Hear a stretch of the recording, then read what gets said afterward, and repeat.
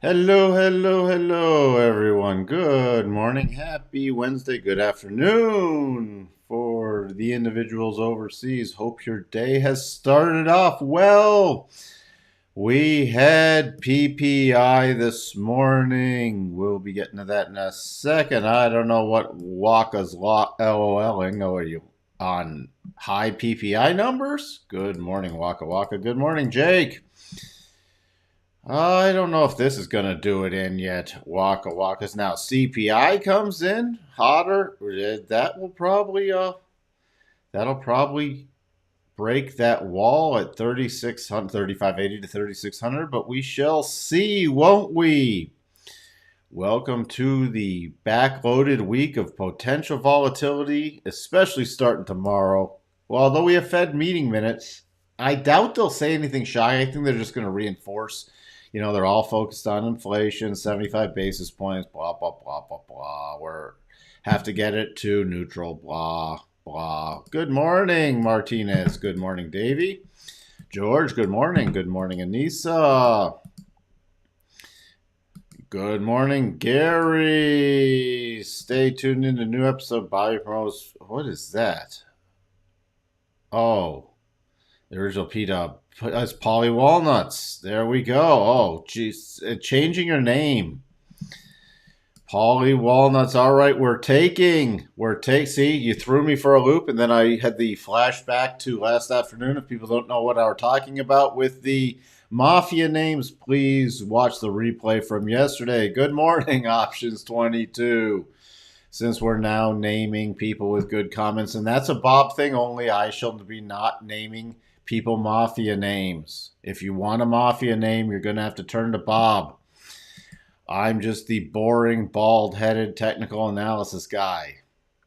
So, PPI. Again, 0.4, headline number, forecast 0.2. So, higher than expected. Core coming in line. Core, some people, but core, 7.2, 7.3. This is what's called sticky. You can't really celebrate 0.1. PPI year over year, 8.5. Again, really the key things are, and numbers will roll off from the big inflation, but these numbers are staying high. We did see Pepsi earnings this morning. I'll get to that in a second. Now, we got Fed Bar speaky. We got Bowman speaky, but that's not till 5:30, even after our evening live stream. The big next event is the Fed meeting minutes at 1 Central. I doubt Barr's going to say anything shocking. So we have the morning out of the way, and remember, PPI has not been important as CPI. CPI is tomorrow. Our stock market map, nothing standing out, pretty mixed to neutral on a number of things. So we're going to see how we react on the open Fed watch. 81% for the 75 basis points. So that is still climbing back up. Remember, we have a couple weeks left to the meeting. Today's October 12th. Meeting not till November 2nd, so over a couple weeks away. What is that? Technically 3 weeks? Somebody let me know. I've only had 6 espresso shots, and I've incorporated some decaf into my espresso shots. So hopefully we will not get any extreme rants. 30, we're still in the negative gamma. And remember, put call by strike. Just stressing this. I know some of the longer term viewers, why do you repeat this stuff? Because we're getting more and more. We're climbing. We're climbing towards 6K in subscribers. 3,600. Not only you see some of this is changing. Remember, this 3620s, 3625s changing, but 3,600 based off of price action. And look at the gamma wall from here. Remember, gamma peaks at the money. Right now, we are trading slightly above 3,600, but on a move back to 3,600, gamma hits peak. And then you also see the 3,500 gamma is substantially rising the longer we hang out here. Very interesting if we finally get a capitulation pushdown. What does negative gamma mean? It means volatility, both the up and downside. That's why if, and this is a big if, implied volatility was priced decently, it would be a great straddle play. Implied volatility is, on the VIX, it's relatively high, but it's not spike high yet. So it would be a great volatility play if we were to break below 3,600. Why? Then, even at high volatility, we get an additional spike in volatility and we could take advantage of the downside price action.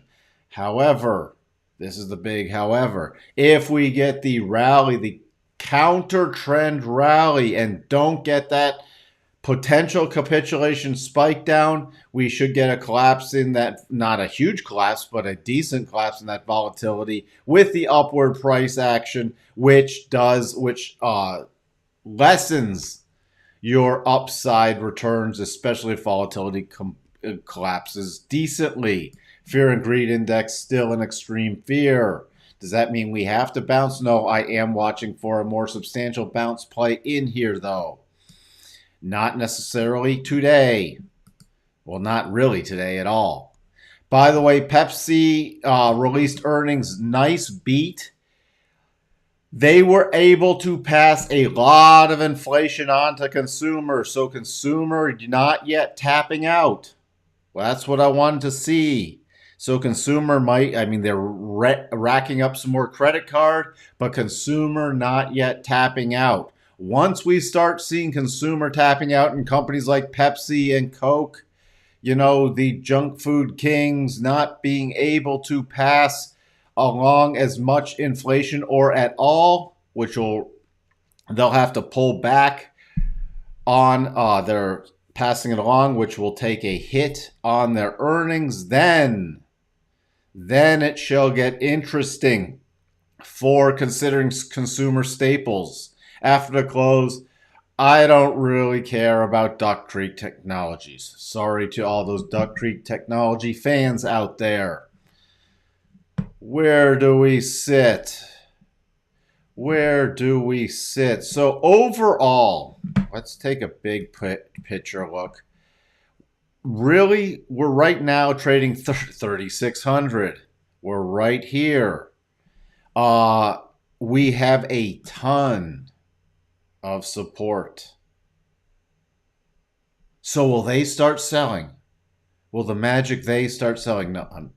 If you don't know what I'm talking about, again, revisit yesterday. You see a fair amount of buying pressure in here. A fair amount. If we get down to the little shorter time frames, you can see right down here I'm showing some more simulated market profile kind of stuff, but we can already gauge this. You can see the key support. Here's what I'm talking about. I just wanted to show this.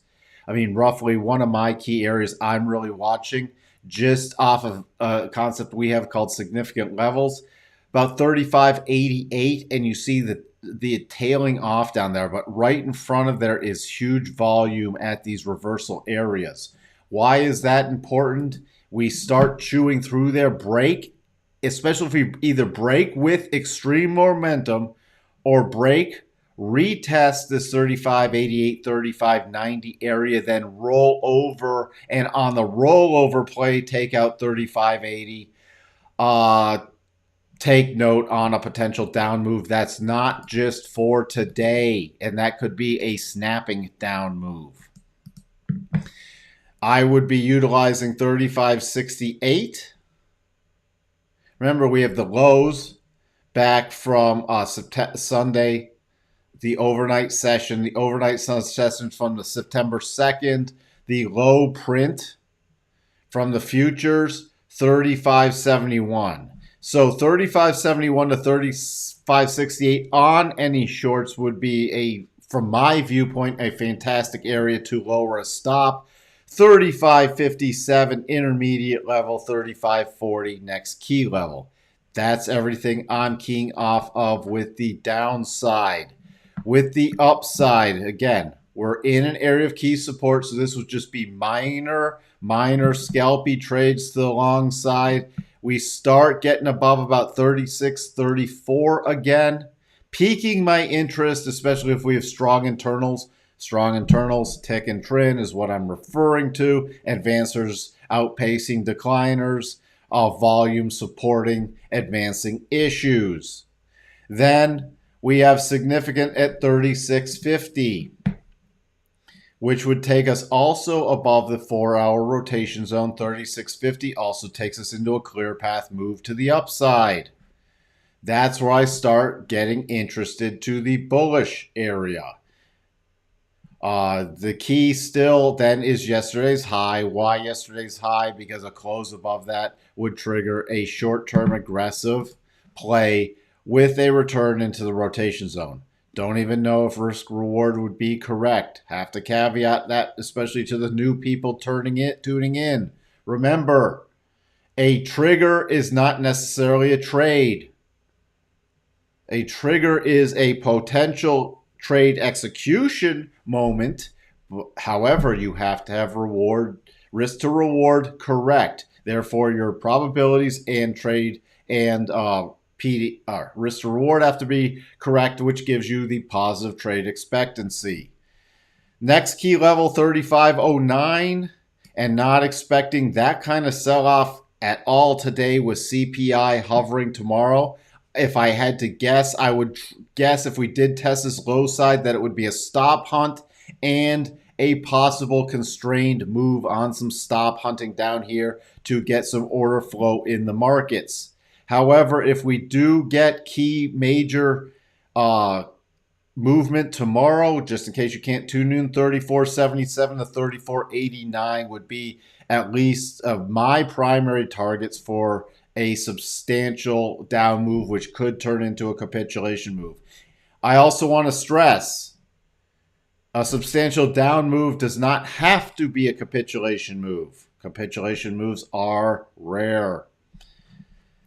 Cycles on the daily getting to the bottom. Why am I paying attention to that? Because we could get some buying pressure still in, but there's nothing besides short-term scalpy stuff unless we start triggering some more aggressive buy patterns that I'm really eyeing.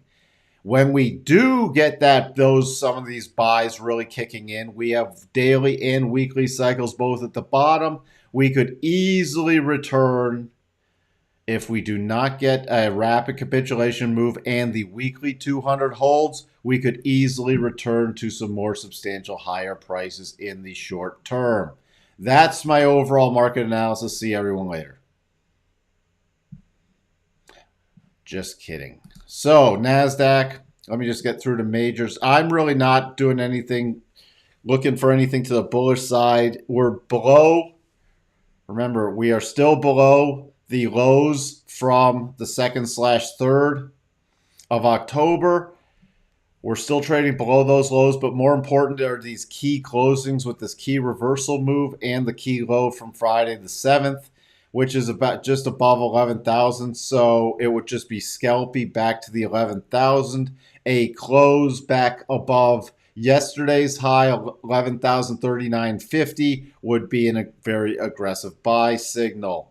Key areas I'm watching on the push down, a retest of yesterday's lows, 10.786, watching for stop hunts, 10.739 and 10.6081. We have a pretty strong still support cluster down here. If that is broken, then we don't have much till 10.450. So that's if we had a capitulation move. Yes, the potential double is still in play, but a long way off. Let me just get through some of this other stuff. So that's why I'm not going down in time frames as anything. I'm leaning on the scalpy side unless we break the key major support with momentum. Dow area 29,550, key support 29,050. If we break that, then I'll be watching for this 28,744. But the probabilities still have a return to 28,870. Let's see. No aggressive buy above yesterday's high. Russell. Again, everything looks like we could be sitting in consolidation unless Fed minutes are shocking. For CPI tomorrow, key level 1720. Minor for me is 1695.50. Is more significant is 1681. We break below 1681, watching for a retest of yesterday's low area, and 1664.4, the 87.5 harmonic. The DAX. This is just a mess with the back and forth. Pretty much double nearly off the table. I'm just taking it off the table because if we start to get a close, really to get bullish in the DAX, I need something above 12,503. We have closed below 62.5 on the 4-hour basis, so I'm still targeting the lower prices now, 11,937. Notes. Again, inside day compared to yesterday. Nothing going on just yet. It's fulfilled the probabilities, but I'm really waiting for some more clarity with the notes. Dollar index, we should still see 114.08 pausing in here. Tried to get a move on, but nothing yet. Even on pullbacks, it's still watching for short-term buy patterns. Rising rotation zone on the daily. Key would be in the yesterday's low area and the prior 50% harmonic. VIX, not really pulling back this morning. And now, if we start getting above 35 with VIX momentum and a sell-off, I will change out of choppy mode. With that. On a shorter term, I'm just looking to see here if we pull back into slightly bullish choppy. Really, right now it's just in this huge consolidation range, so I'd be watching about key support about 33.25. Crude continuing. We have a 3-day pullback. We have major support in here. Nothing yet on crude with the cycles heading lower. Crude for me on a continued pullback is about 86.65 to watch for some support. There's no great patterns just set up right now. I was watching to see if this base would hold and a break above it. Nothing yet. So now watching that 86.50 pullback area. Where else? Oh, got to check in on the yen. The yen plowing higher. No intervention just yet. So next target area 147.80 and then 148.50, but I am still on high alert for potential. Again, that wouldn't be for right now. It would be for overnight in the U.S. time of yen intervention. So that is on the radar screen, but yen is pushing higher. Euro pretty flat. Could stay flat within yesterday's range for these currencies. A lot could stay flat, coiling into US CPI. Still expecting, though, a push down in the euro because of the probabilities. Next minor area would be 96.50, 96.54, then 95.94. Pound. Supposedly, their emergency gilt buying program ends tomorrow, although they do have other mechanisms in place, holding the 50% retracement. But if this moves, my short-term target's 107.83. On a close below that, then watching for the retest of the end of September lows. Not much to the bullish side just yet. Have to really see. So we have not only the U.S. numbers, we have interesting stuff going on with the Bank of England and their temporary intervention supposedly expiring Friday. We also have stuff with our Fed and the Swiss going on. It's just interesting times. Bitcoin, after hitting the double, no close below 62.5 and hitting the targets on that double top, It's in consolidation. The markets have, stock market, futures markets have more volatility than Bitcoin. So guess what? I'm focusing on the stocks and futures. I will get to the spiders, Tesla, and everything else in 1 second. Tesla pre-market down. Next harmonic for me is about 213.40, and then major support is 206 to 208. I know some people wanted the next key levels down. Well, we have them. We break that 200 area. I'm focusing on 194 and then major cluster of 180. And for all the people who said we couldn't get that low, ha ha. We're going lower. Spiders.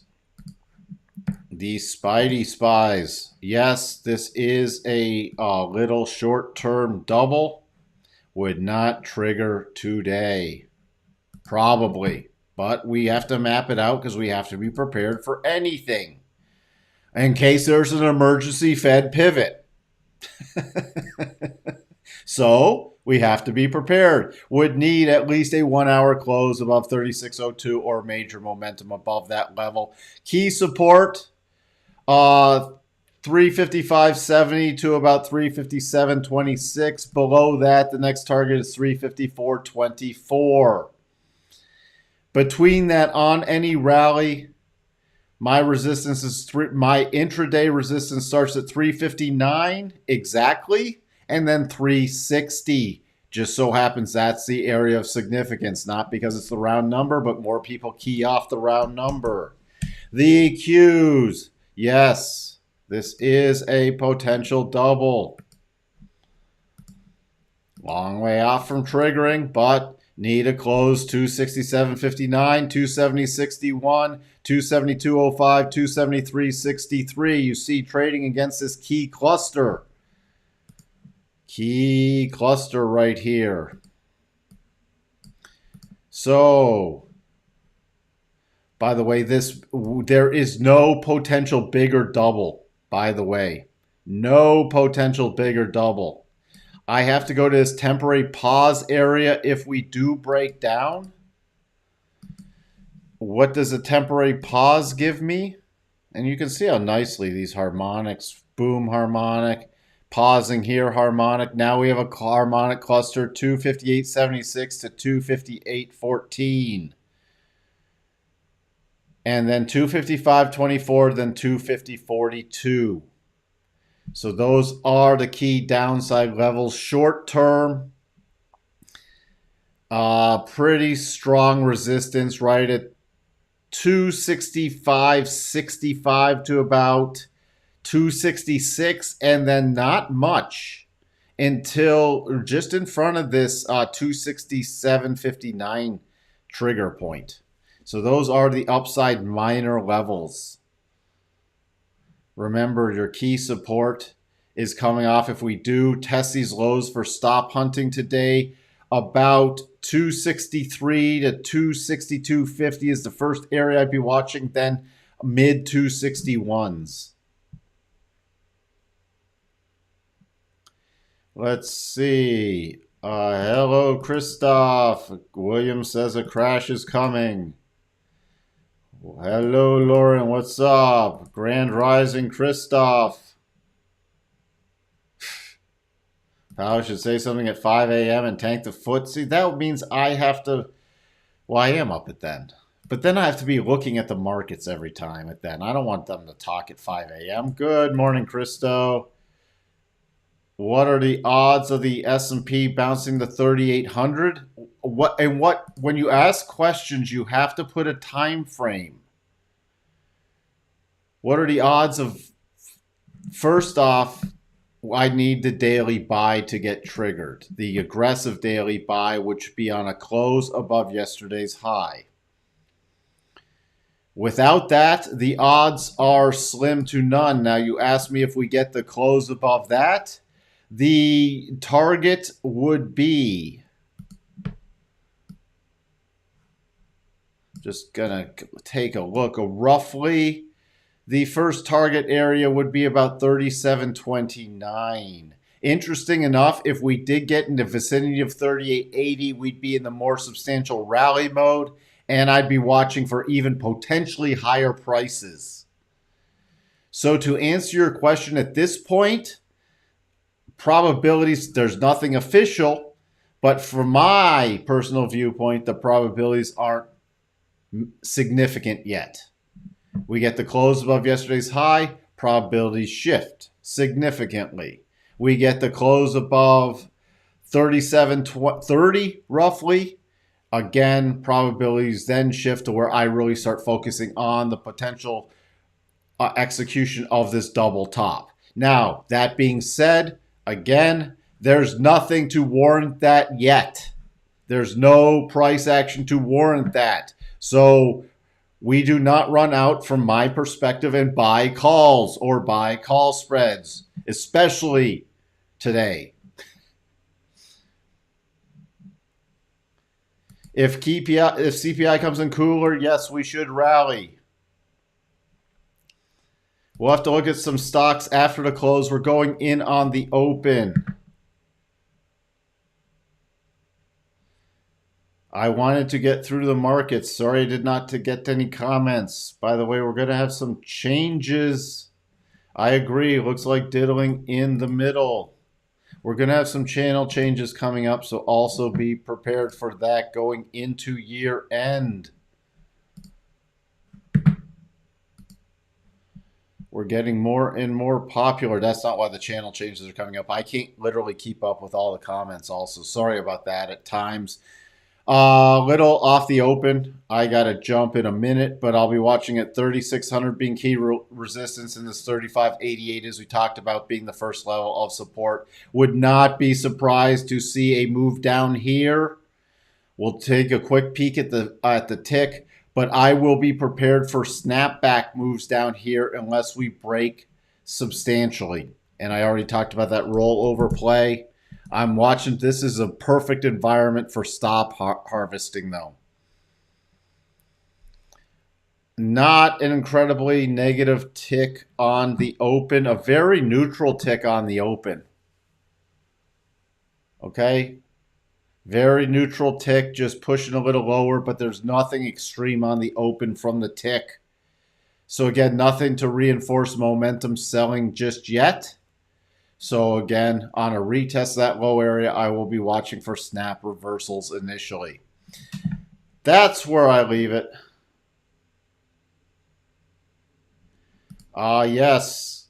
Well, it's not just market makers. It's a lot of market participants. If they can get a push down, they could be harvesting some price. See, we're getting the push down. Again, no confirming tick. This is where I'll use market internals to help gauge stuff.